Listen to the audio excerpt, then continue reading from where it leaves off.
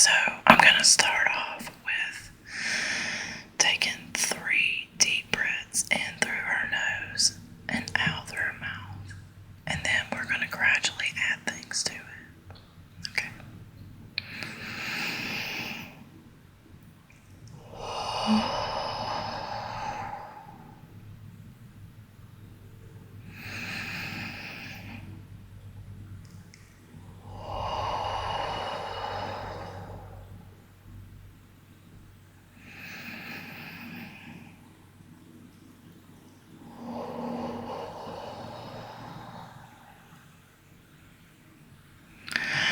Okay, and now I want to try and do this a little bit slower. That was a little bit fast. The next thing I want to do is I want to do the 3 deep breaths in through our nose, but when we breathe out through our mouth, I'm just gonna sigh it out. That's what my wife likes to call it, and I actually tend to sigh a lot of things out. It seems to help me get some pent up frustration out, and motivates me a little bit to get things done. I don't know. I can't really explain it. So we're gonna breathe in through our nose, and then you're just gonna sigh it out. Sorry.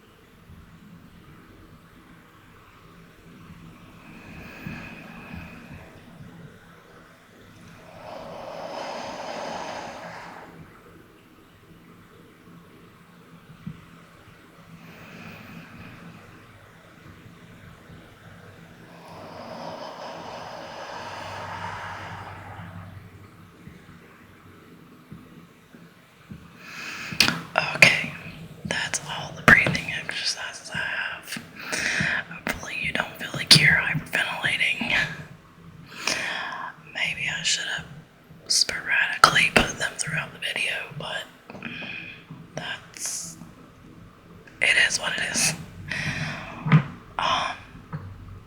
So, a couple of things I wanted to talk about. I remember in my last video, I had briefly mentioned that my friend's dog wasn't doing well. And my friend isn't handling it very well. And I guess this dog is like an emotional support dog for her, in a sense, not like the paperwork and all that, but she's 14 years old and she has some health problems. I think she's a bull terrier. Whatever the target dog is. And my friend lives alone, and she's a very independent person, but she has 3 dogs, and this one is her baby. She pretty much considers this dog her child, and a lot of people don't understand that. She didn't want kids, and she just loves her dog like kids, especially this one. And she talks about, how she doesn't know what she's gonna do, how she's gonna be able to make it when her dog does pass. And she talks about, like how her dog's lost weight and stuff like that. And she feels like she's watching her die. And I get, the whole being sad thing. And the only thing that I can think of, to try to help her is, like, you just have to try to enjoy the time that you have. And while, she will eventually pass. Hopefully not as soon as she thinks she's going to, but I just try to tell her to, enjoy the time that she has. Her dog is still playful and, she seems mostly happy. I know she is in a little bit of pain, but, she still plays, she still runs around. Not as much, as she did before, but, she still does. So, I don't want her to regret,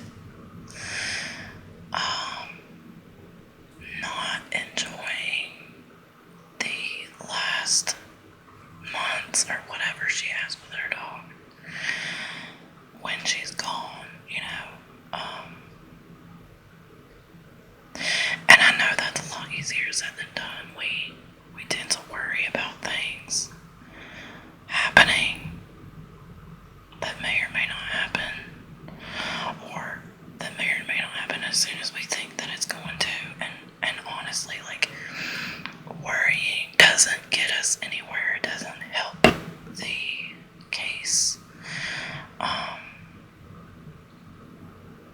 It really just distresses us more than it needs to.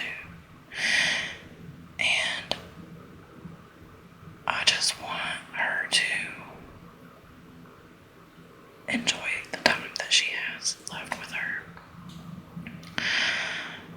And try not to think about what life is going to be like afterwards. There are some scenarios where, yeah, we do need to plan for the future.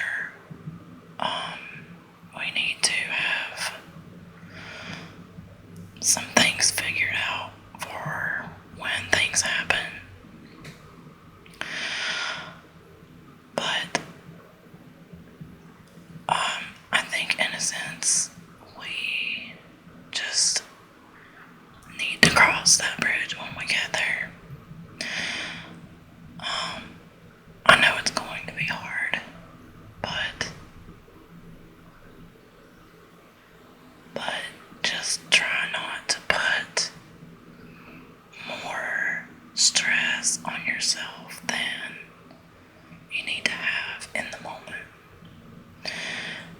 be stressed later.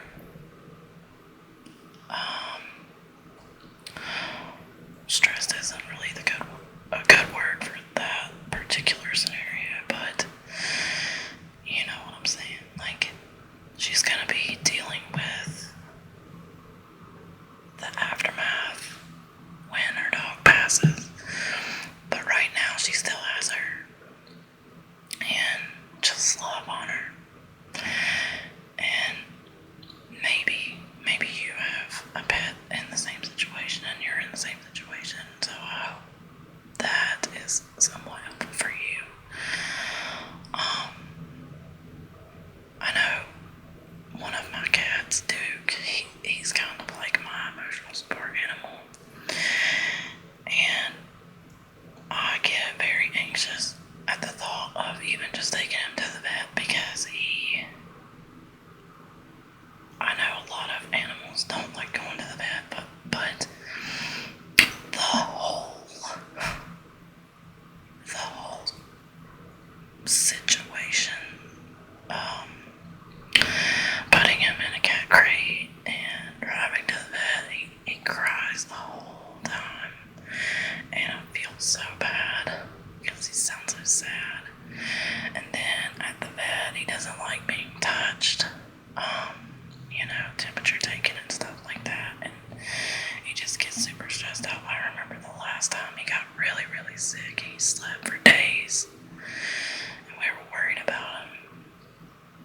And so we took him to the vet, and it was traumatic for him, and it was kind of traumatic for me. I know when he got super, super stressed at the vet, like I just lost it, and I just don't like taking him to the vet, but you have to do what you have to do. And I don't have kids either, so my animals are kind of like my kids too. And I don't know what I would do if I lost him. And he's been there for me through a lot of things. He knows when I'm sad. And then, the times when I'm not sad, when he just comes and cuddles up on me, I just love it. He did that today. And he's a really sweet boy. So,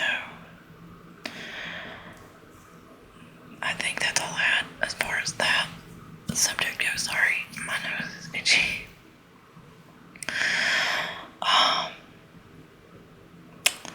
On a completely different subject, I wrote this quote down that says, "You don't have to have it all figured out. Just take your next step."